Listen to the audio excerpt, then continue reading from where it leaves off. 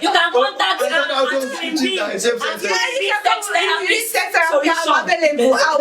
I'll put you through. Wow. Yes, no, the thing is. 2 hands for one person. Well, even most especially at night, when you have it, you tend to notice that you sleep well. You understand? You feel more relaxed. You sleep. Wait. Can you hold your thoughts right there? Okay, we're holding it. If you are going to sleep well, if it's going to make you relax, why are you struggling with it? Can you just connect it free of charge and Exactly. you don't need Okay, for me, you understand? We've been saying generally. People have different opinions, different perception. Papi, I see you. You get it? So on that, but for me, I want to also expose myself to on this show so that people don't like even like that, even with that rather, I prefer having it morning and night. For me, you get. And if I come home and I'm tired and we'll talk things out, baby, okay, please, let's not have it today. Baby. I'm tired and we can actually reserve it when I have the energy. For you not to have it in a day doesn't mean you I'm not the night person. I'm sorry. I can give you in the morning, in the afternoon, in the evening, but night I don't joke with my sleep. I can even maybe when I want to go and pee. That's why I said what works for me, but not work for. But at least you just figure your table out. Then you work with it. The guy has gone to Lagos Island to work. He's just coming back at night. So what are you saying? Somebody said morning, afternoon. The guy left home 5 a.m. in the morning. So they'll get. But he has to pay bills. Between 4. And that's what you have between 30 minutes, 4 to 5. You can have it, then you go. Which 4 to 5? 4 to 5 in the morning. Yes. You run this guy out. He did not sleep. He came home at night. He's going out very early in the morning. You see what you are still making. What should be your priority? Your family, your wife. You having it should be your wife. That guy goes to work. And the same thing. I'll say it again. The word is compromise. But you might not fully grasp this until you are married. So wait till that time. Okay, I'll say that though. Because I'm talking about the timing. Some people need to leave home early to work. Even some women leave home early to work. And then they come back late at night. That time you will now know that this thing will manage timing. Because the timing you really want to have it. Somebody has to go to work. Somebody has to do. But wait till that. You have to put yourself in the mood when the time is available. The mood, you look for it on Google, you look for it everywhere, you look for it in your head. The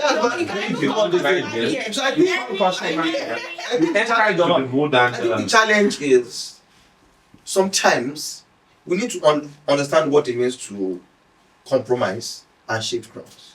And we know that for things to work, there would always be a need to compromise and to shift ground. It's quite essential. And if we will never think of how to compromise and shift ground, we'll keep having these same issues here and see. Because we can never have it balanced. Papi San, now we have been talking about time, afternoon, morning, night. Queen Bee said it's better in the morning and at night and everything. Let's even talk about money matters in marriage. Because now, where this whole thing is going, I don't think I want to work again. I want to be fully available. No, we don't want to sit down. No, I want to be fully available. We don't want that. One guy in the weight of pain too. They said it was not working. See, all these things that we're always saying, honestly, in marriage, I just believe that there is no point playing the victim. May you not marry a man who will always play the victim in your home. Like, it's my wife that is doing this. If your man is really like that, you will be in trouble. So now the woman will say, he's forcing me. The man will say, she did this to me, did that to me. A man and a woman in marriage have to understand that they have to be a team. They are not competing. We are not looking for who to blame. We don't want to say this is who is wrong or who is right. You are a team. So when you succeed together. When you fail together. If your marriage collapse, if you like, go to the front pages of the newspaper to start saying all manner of things. You guys had a marriage and your marriage is no more. Your marriage has failed. Men in this part of the world, they also go through a lot of things. Do you know that so many men will go out there, send their children to be buying all manner of aphrodisiac because they can no longer perform as it used to be. They are even ashamed. They don't know how to say it. You are busy there thinking that, what's wrong with him? No, he will soon come. Now you cannot do a 1 minute indomie. You are busy labeling it. That guy probably has a heart issue or some medical condition, and you guys are supposed to go to the hospital. You guys are supposed to talk between one another. You are a team. You have to work together and make your home work. You know, even if we want to go spiritual, I know that in this part of the world, we take matters to our spiritual leaders, whether it's a pastor or somebody else. I don't believe there is any spiritual leader that can pray for your marriage more than the two of you. When you agree together and pray, even heaven will respond to you. You have to agree together as a couple. When there is unity, even the enemies cannot penetrate your family. I mean, that is my word for you. We can label there is rape, there is no rape, or what have you. I just believe that the purpose of marriage is for longevity, is for you to be together forever, bring new children into this world, raise these children, help them to understand life from the lens of a man and for a woman, from that of a woman. They will see how mommy handled things, they will see how daddy handled things, and when they grow up, they give us a better society. All the men that we have today that are maltreating their wives, they were raised by a mother. If their mothers and their fathers have done a good job, they won't be maltreating their family. They won't be maltreating their wives. All those women that don't no grief for anybody. If we are raised by some parents, let us come together to raise a happy home. And all will be well with our society. And I would like to add that some of the men didn't even start out that way. So if you really do a backtrack, you see that they started out well, but something went wrong along the line, and how that those issues should have been addressed and resolved and all. So, like you said, I completely agree. We're a team, and there is no need for competition or blaming someone. Let's work at it together. Because it is when we now begin to compete and apportion blames that we'll never really get things resolved. And that's why they say that in marriage, it should be we, not you. It should be we as a team. And it should be something we should do consciously and deliberately. So that at the end of the day, these things would work out eventually. Happy? Are they busy? Well, yes, but then I agree with what you have said, but I'm still of the opinion that there's rape in marriage. But then we have to, we see how the world is evolving every day. We see, so we should learn to find solutions to whatever problem we have in our marriage, so that it will not get to a point of we calling ourselves out and saying that, oh, he raped me.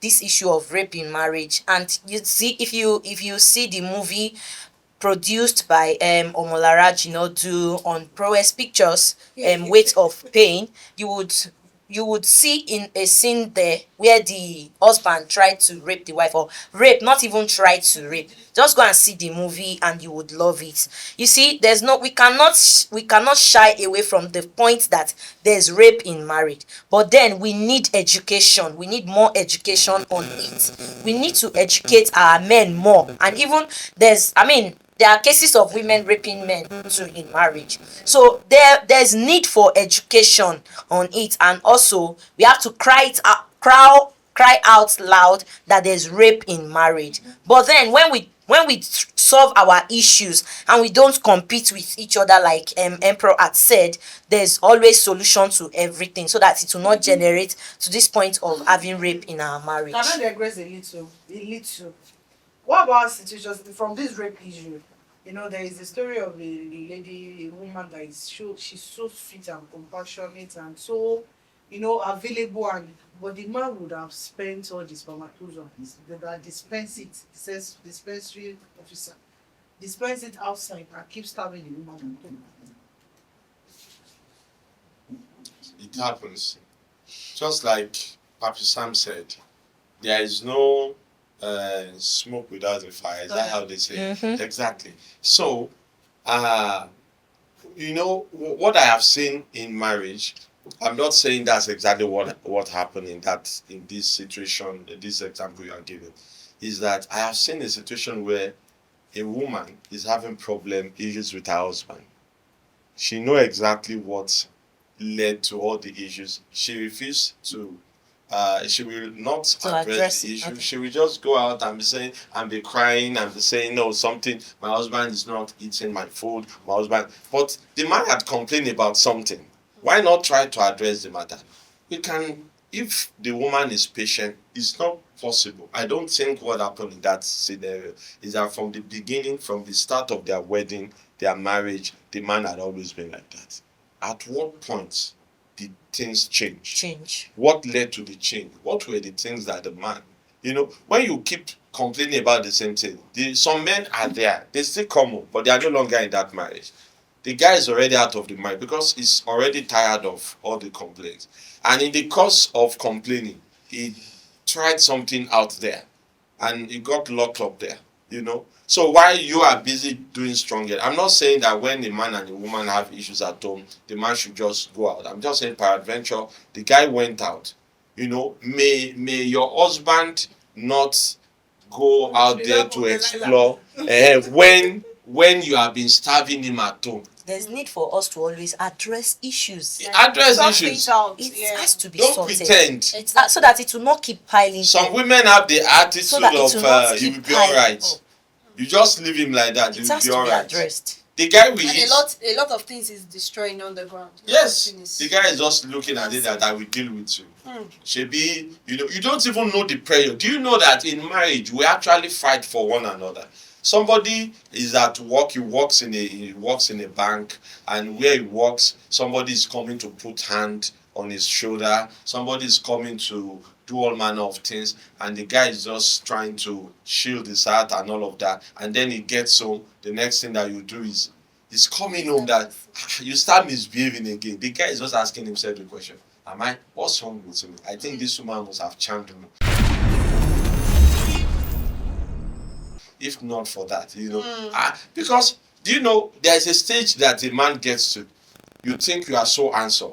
I don't believe that there's any man that is handsome. Do you know why? Because I have seen men that really, really look good, but a time come in your life, you become so vulnerable, and all your charm is gone. What you need is loyalty. You need a woman that will stand by you. And even in that very precarious state that you are. So, but then there's a stage in the life of the man when everything is working fine. The guy thinks he's handsome because from Monday to Friday, a lot of things has happened. People are giving green lights. He goes to this part of the place, he sees he gets attention. He goes to another place, he gets attention. Some men will let it go into their head, but some men are just saying, oh, that means my wife is doing a good job. You get back home, the woman is treating you like trash. You are just like, oh, it's high time I gave up a chance to some of these ladies out there. The unfortunate thing is that the guy might try more than one person. And that thing that they call the Pumagulo. When bushmeat catch the hunter. So some men may not recover, some marriages may not recover from that. The woman now comes out to play the victim card. Oh, I'm trying my best, I'm doing this, I'm doing that, but it doesn't even look at my side. What is it that I have not given to you? Hello, there's something that you didn't give to me. Apparently, so like you said, sir, we should x-ray the cases, the issues very, very well, and don't always, like we would say, learn to accept what you're responsible for in a matter. Don't feel, oh no, it's the one. No, if you know that you have don't blame one. If you know you have a role to play that is not good in the marriage, accept it, work on it, and improve on it. There was a case I had. There was a case I was privileged to handle years ago. And when the woman came to report the man, after the whole reporting, I just said, I just asked them in that office actually that not all men are crazy that they just wake up on one side of their bed one morning and then start cheating. That won't let the man start cheating. Can we invite the man over and ask him questions? By the time the woman was in one room, when the man came, she came to the back door and we questioned the man. He said a lot of things, and they were even shocked that the woman, and I asked them, I don't we did, the one is not completely clean or pure of this. So if this didn't happen, if this action from the woman didn't happen, this reaction from the man will not come up. And we need to react. And then I think women always forget that when you do something to a man, there'll be a reaction that will come. And if you don't do it, there won't be a reaction. And it's the way you manage your partner that really works. If you say that if you say if your husband says something to you and you respond in a certain type of way and then he reacts, your response brought the reaction. And I used to say that there's a way you douse tension, a way you manage things, that the man will even feel bad and he will even come and tell you sorry. Because you have decided to make him know that in such a way that you made him, you've done the right thing to make him feel bad and he would apologize. Because you cannot, what's that word? You cannot put out fire with petrol. At the end of the day, the fire would engulf you now. It will escalate. So let us also learn to douse tensions in the home, manage things, so that at the end of the day, when issues are going to be resolved, people will genuinely, willingly resolve the issue and we'll be fine. Because I usually ask couples, at the end of the day, what is your goal? Do you want your marriage to work or not? If you shift your eyes from the goal, you would lose purpose for that marriage. We when we get married, our prayer is always that to work, to be fine, everything goes.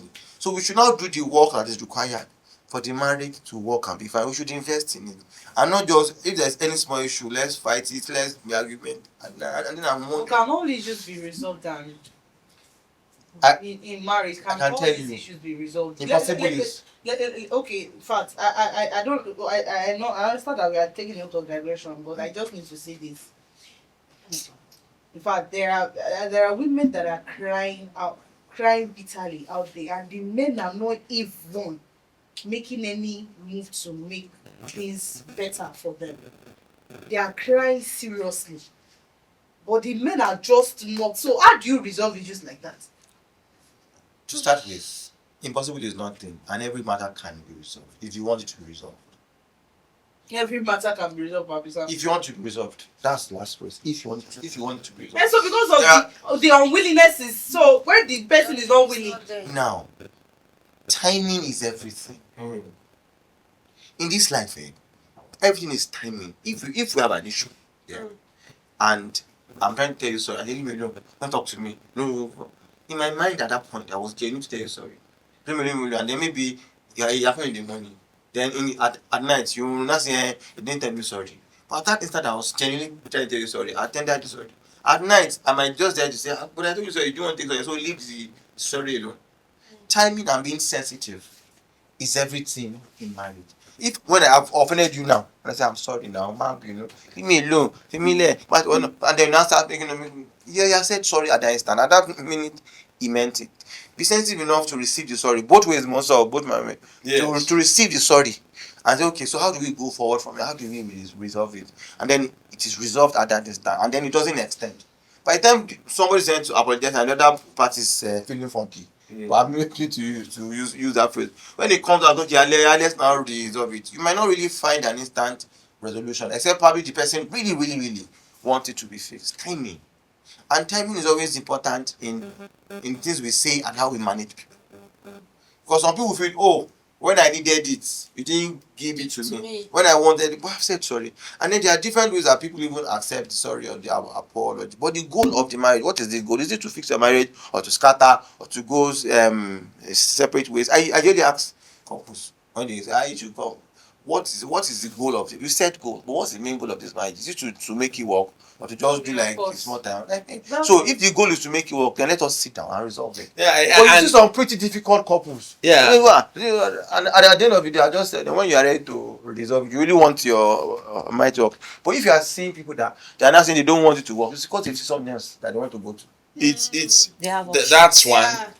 And the narrative out there. Yeah. The narrative out there favors today pushed into the media Yes, today is you know, Well, there is a warehouse. You know, don't care if it's not working. You know, find a way. You know, so let me give you an instance. This is something very personal. I came from a polygamous home. When by the time I was probably 10 or so, when I was 9, I became asthmatic. So, in a polygamous home, I'm the firstborn of the family and the firstborn of my mother. So I think in the Yoruba setting, that plays a very important role. But it's so unfortunate that the child that you are expecting to be like the heir apparent is so sickly. When he's not having asthma, he has a problem with his sight, he has problem with this, has problem with that. But that asthma was very important because with asthma, it's as if I want to die at every time. I was asthmatic, but they never got an inhaler for me. So I will have attack from time to time. My mom didn't have money to buy an inhaler. She will take me to a hospital, not a real hospital, but a maternity, all those clinic and maternity home. And they will just give me some cough syrup and a tablet. I will take it for some time and we have relief and then it will go.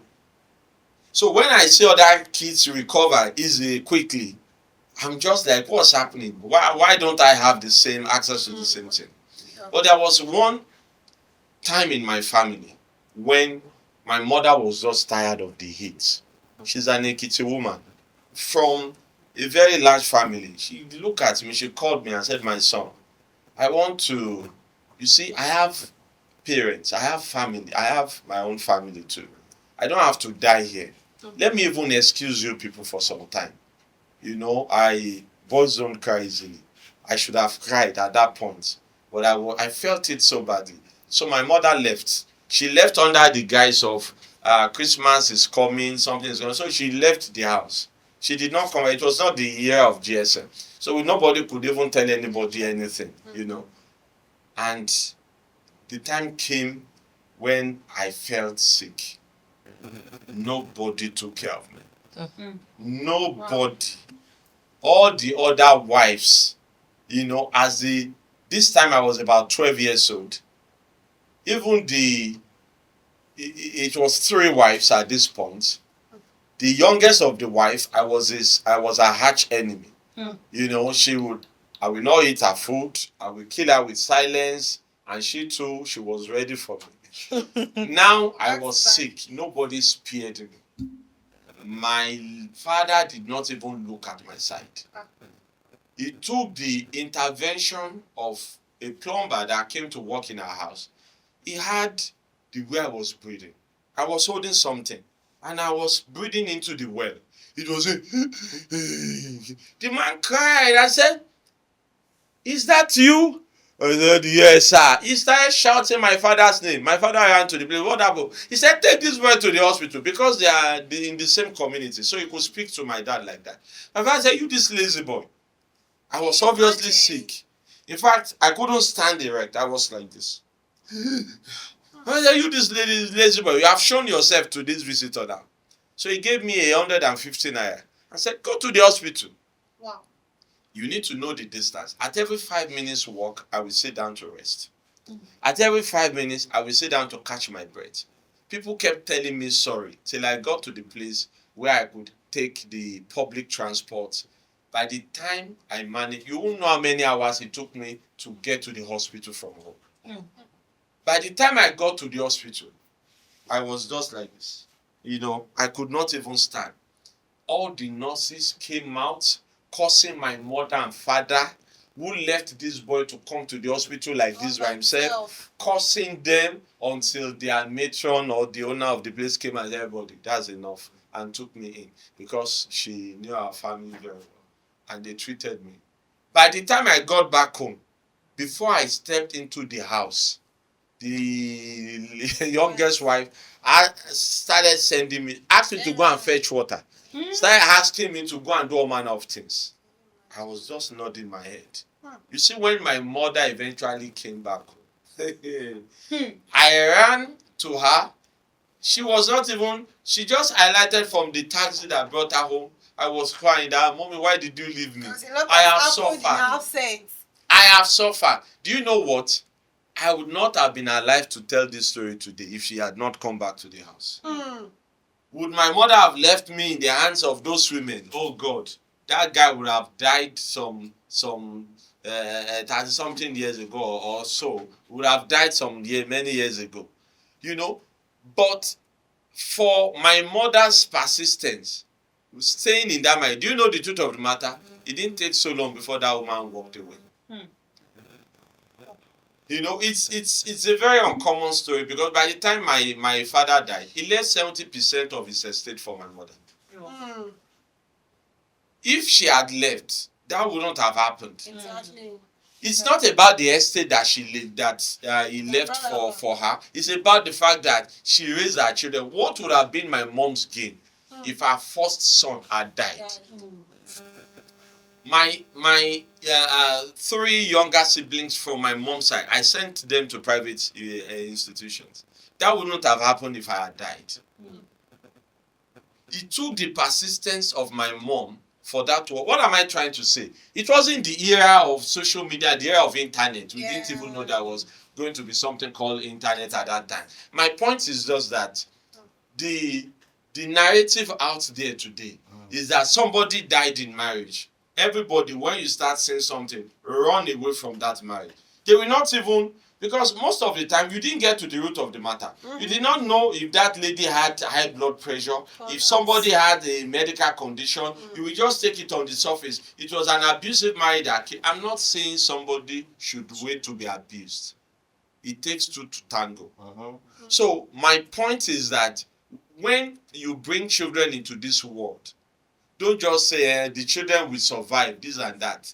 All lives matter. Your life matters. The life of the children also matters. Everything is important. I think around that topic we are going to discuss extensively is that issue of what the right time to walk away, because we really have to go now. And if we talk and talk and talk, we can. Just I always say, it's inexhaustible. All these matters are inexhaustible. Another good that we're getting. Why are you losing your energy? The energy is gone. Marriage matters. It's draining. Look at MJ. MJ is just managing to talk because he's just trying to say something. Yeah, that's would be. Alright, so we have to go sign out. I'm signing out. Emperor. I mean, let's make our homes work. Like Papi Sam said, what is our goal in this marriage? You know, in the olden days, when your radio develops fault, you fix it, you take it to a radio nick. In the 21st century, when your phone has some issues, you throw it away and buy a new one. Your marriage, your husband or your wife is not your phone that you can just throw away and buy the latest one. That is not what your marriage should be. We can make our homes work. We can make our marriage work. It all depends on you, and it depends on me. Sign out, Emperor. Leveraging on what Emperor said, I once had this singing that they asked one grandma about my marriage issue, and this was a simple sentence that in our days, when things are faulty, we don't throw them away, we fix them. You know, we try to repair them and all of that. It takes 2 to tango, and like Papi Sam said, always remember the goal of your marriage. Right. You know, I've said the Papi Sam, like I'm not the Papi Sam. Always have a goal in your front. The Bible says, "Write the vision, make it plain, that he that runs will read it." Always have that goal. If you know your goal is for this thing to work, Preach, preacher. both parties. Why is the motive before? So both parties always have that goal in view. Always resolve issues. There'll be issues, there'll be frictions. If there are frictions, put oil there. So I'll leave you here. Oh, yeah. Move briefly. At the end of the day, please make it work. I know it's not easy. Please make it work. Papi Sam here. Signing off. So marriage is actually not Everybody energy has come down. not bad. Temper Marriage is a is beautiful thing, and we should all know that we have to just make it work. We have to be intentional. both parties have to just be intentional. You have to be intentional. My name remain Olabisi, and I say marriage is beautiful. As the single ladies in the house, Queen B, I'll remain Queen B. Like I'll just say that communication is very, very important in marriage. And as we've heard from the married men and the married women in the house, that any issue you have in marriage, always try to resolve it. Don't be too tired for your partner. Don't make too much complaints. At least, even though you have complaints, say it out, and you both should see to it. Stick together and settle it. From your baby girl, Queen B. I don't even know what to say, but I shall not want to sign up. What I'll just say, I'm an iconoclast. I'm a non-conformist. All this one that they are preaching and reciting on this propaganda. Men, stop raping your wives. Wives, to stop raping your men. MJ here is signing it. See you. Bye.